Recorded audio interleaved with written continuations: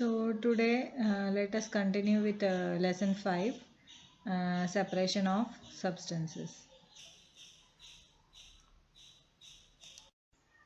Good morning all of you. So as you all know, we had started with the 6th chapter, and the name of the chapter, as you all know, chapter number 5, separation of substances. So in this chapter, in the previous class, we had studied the reasons for separation. Then we had studied the methods of separation. Then we had studied the simple methods like hand picking, threshing, winnowing and sieving. So let us move towards the next part of this chapter. You can see in the methods of separation we studied churning as one of the method, one of the simple method. Then in simple method we studied hand picking first. Okay, so I told you that solid mixture, it can be separated very clearly by using hand picking, right? So separation of rice and pebbles. Okay, so that method we are using hand picking. Then we had studied threshing, where the food item, okay, it is beaten. Food item means the grass or the hay, it is beaten, and the seeds, they are separated from that, that is called as threshing.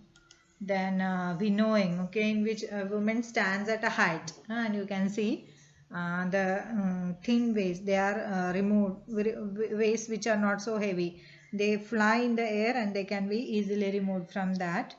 Then we had also studied sieving. Okay, I told you all this you can see in your kitchen very easily. So moving to the next part, today we are going to study the physical methods of separation.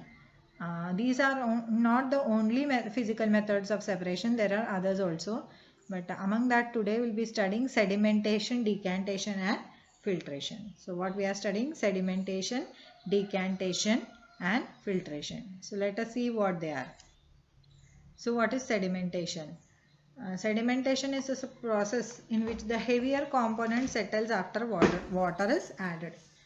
What is done? If you want to separate one solid, okay, then you add water to that. Then you can remove heavy impurities from that. It is a very simple method. Okay, what is the importance of sedimentation? The importance of sedimentation is that it is a very simple methods. For example, you can see rice or pulses. When you are washing it before cooking, so what you do? Your mother might be doing this. Okay, so she add water to this, and then you can see. Okay, once the water is added, then the rice will settle at the bottom and the other waste that will be separated out. Okay, so this is the simple method. So you can see in the picture, right? So in the first test tube you can see water is containing insoluble impurities, they are there together, and then the insoluble impurities, they are settling down in black color, you can see at the bottom, and gray color, and the clear water, it is separated up. Okay, so this is sedimentation. Simply you can explain this. Okay, so one more picture you can see. This water is containing insoluble impurities, and what happened? The insoluble impurities, it will settle at the bottom, and clear water you can see at the top. So next you can see remaining related to that, you can see sedimentation one more time clearly. So muddy water is there, and what is happening? The mud is settling at the bottom, and the water you can see clearly at the top. Here it is given supernatant liquid, it is a scientific term. So the water is separated, okay, and the mud, it will settle at the bottom, that we call sediment, and this method we call it as sedimentation. What do you call this method as? We call this method as sedimentation, right? Then next method we are going to study, that is decantation. When the water is removed from the dust, the method is called decantation. What is decantation? Water. When you are removing the water from the dust, that method we call decantation. So sedimentation and decantation both come together. Okay, so you can see what is happening. water, it is removed from the dust. So that is decantation. Okay. So next you can see sedimentation and decantation, the difference. So see what is there. The first picture you can see water is separated, sand is separated, and then after that you remove from the glass, you remove the sediment. Okay, that is you pour the clean water from the top of the glass rod. So that method we call sedimentation and decantation. They run together, right? So, separation of oil and water mixture. If you want to separate oil and water mixture, then what can be done? That is the question. Okay. So, you can see in the picture oil floats on the surface and water will settle at the bottom. So, if such a mixture is allowed to stand, they will form two separate layers. You can see in the picture two separate layers are there. Oil is at the top and water is at the bottom. Component at the top can be separated by decantation. So by decantation you can separate this component at the top. You can see this, right? Oil is there, water is there. Now what you do? You take this and you pour it. Then you can remove the oil. Mixture of oil and water. Oil is separated from water. You can see this. Okay, so separation of oil and water mixture, it can be done by a method called as decantation, and it can be easily done by separating two layers, because oil and water, they form two different layers. So now next we are studying filtration. So what is filtration? When solid and liquid mixture is there, then how can you separate this? Example method of separating tea from tea leaves. You want to separate tea from tea leaves. Tea is a solid. You can see in your kitchen, your mother is using a strainer, right? So in the lab, what is done? Filtration is used to separate a liquid from a solid.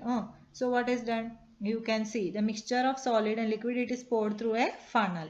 The filter paper will trap the solid, and you can get the clear liquid at the bottom. So this method we call as.